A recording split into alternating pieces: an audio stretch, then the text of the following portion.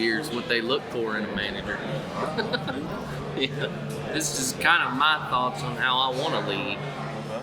Let's talk about that then. Yeah. So,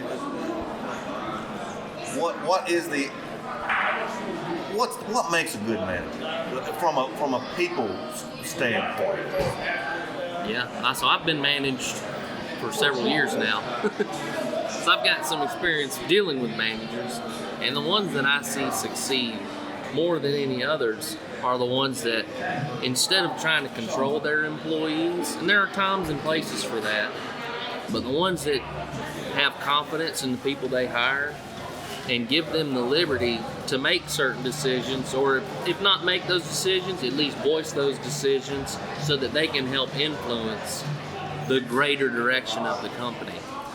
Oftentimes, especially as companies get larger, the people at the top have no idea what the day-to-day operations are. And really what you find out is your frontline employees, they truly understand what the business is. And their struggles are your company's struggles. And so I think as a manager, someone who keeps that in mind and can remain humble and listen to his employees and empower them to try to make improvements, whether it's processes, whether it's different types of tools, or whether it's even just the sociability of the team itself, the interactions of the teammates. All of those things I think can help make a better manager by giving the freedom and the empowerment to his employees. Yeah. All right, now Jeff, you are just now entering the management. Jeff Spencer, you have been managing for a number of years. What do you say about dealing with people? Well, there again, it's going to depend on what kind of field you're in, what you're actually dealing with, and what you're set up with as you enter that management role. And my particular management role is as a project manager.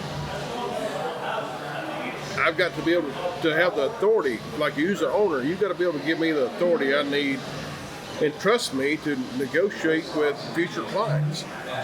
If I see a way, you've got an X amount of overhead, an X amount of profit you want to get, but you've got to trust me enough to be able to negotiate with this contractor, this GC, like, hey, I'm going to tell my boss, this is not quite the deal we want, but I can get it for this price and be able to make this amount of profit. But the way I manage it, I'm going to try to meet or exceed your estimated amount of profit.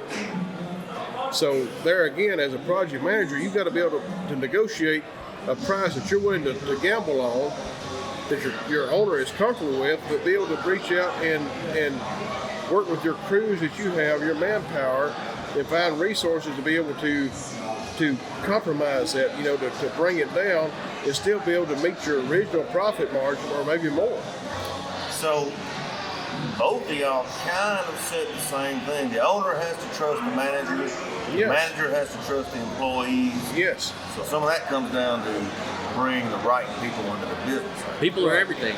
People are going to make or break your business. Yes. That's the way I feel about it. Yeah. Not unless you're a snake oil salesman. Yeah. And you get those. Believe it or not, they do still exist. All right, gentlemen. Appreciate it. Thank you.